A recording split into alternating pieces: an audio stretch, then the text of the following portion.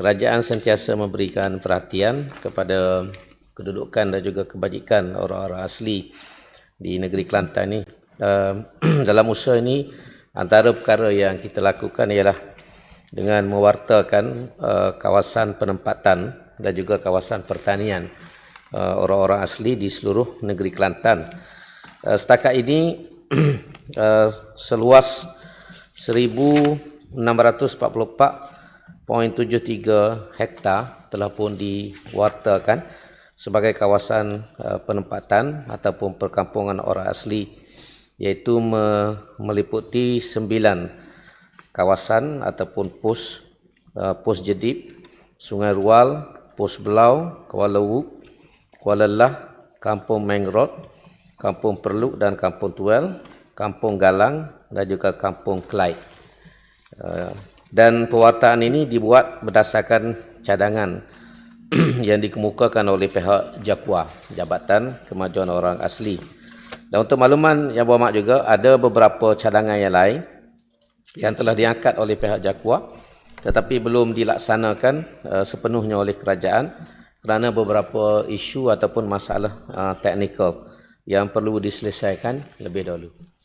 Yang berhormat Datuk Speaker, dalam mewartakan tanah-tanah ini, adakah pihak kerajaan turut mengambil kira generasi kedua, ketiga dan keempat selepas pewartaan ini, dan apakah jaminan bahawa pewartaan ini tidak diambil balik oleh pihak kerajaan, serta berapa lamakah lagi tempoh yang diperlukan untuk mewartakan tanah-tanah orang asli di pos-pos lain? Terima kasih.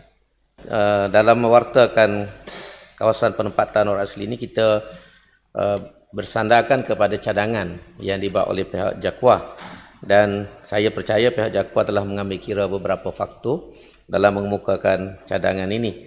Adapun tentang adakah pewartaan ini akan kekal, setakat ini kalau mengikut dasar kita kerajaan, insya-Allah kalau kerajaan yang ada ini kekal, dasar ini akan kekal kerana pendirian kita, orang asli ini ada hak dia sendiri, dan daripada kajian yang kita buat, mereka memerlukan dua perkara yang penting, iaitulah kawasan penempatan dan kawasan bercucuk tanam ataupun bertani.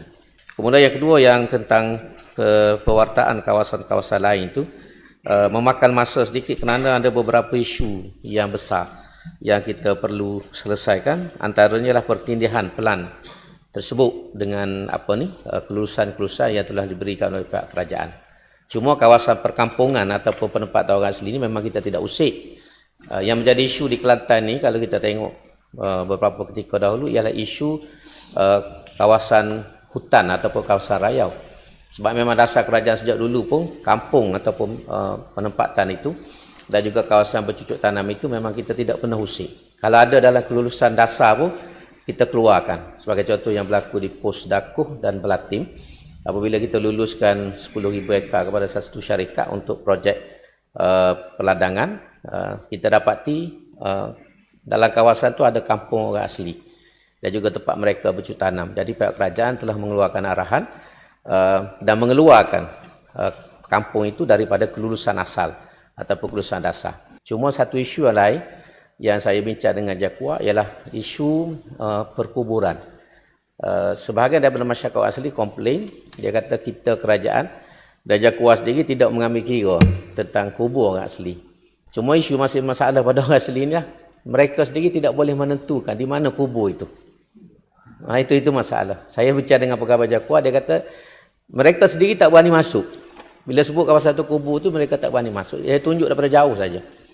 Jadi susah untuk menentukan garis yang sebenar. Dan kalau kita tengok berdasarkan maklumat yang ada, orang asli ini bila ada berlaku kematian di satu kampung, mereka akan kebumikan mayat itu di atas pokok.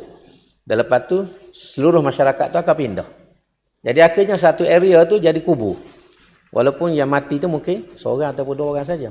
Dan ini menyulitkan pihak kerajaan untuk menentukan kawasan yang sebenar. Walaupun kita harap supaya pihak JAKWA boleh selesaikan isu ini dengan masyarakat orang asli melalui perbincangan dengan Tok Batin. Dan satu lagi isu ialah kawasan rayau. Kawasan rayau ini walaupun dasar kerajaan, seluruh kawasan hutan itulah kawasan rayau orang asli. Dan kita tidak pernah mengganggu mereka ni, aktiviti mereka, dalam kawasan tersebut, walaupun di segi dasarnya siapa-siapa nak masuk dalam hutan kena ada lesen, ada kebenaran daripada Jabatan Perhutanan. Tapi dalam kes orang asli ni kita biarkan saja. Dia nak ambil hasil apa semua, tak perlu dapat kebenaran, dia boleh buat keluar apa ni rotan dan sebagainya, damar dan sebagainya, kita tidak ganggu. Cuma isunya daripada perbincangan saya sebelum daripada inilah, kawasan yang mereka tuntut tu terlalu luas. Hampir boleh kata seluruh hutan ini dianggap sebagai kawasan raya. Dan kita tak boleh masuk. Jadi kalau macam ini, kerajaan pun ada perancangan, ada kepentingan, ada hasil yang perlu kita keluarkan daripada hutan. Jadi kalau semua hutan tu jadi kawasan orang asli, kerajaan tak boleh dapat apa-apa hasil. Jadi ini antara isu yang belum selesai.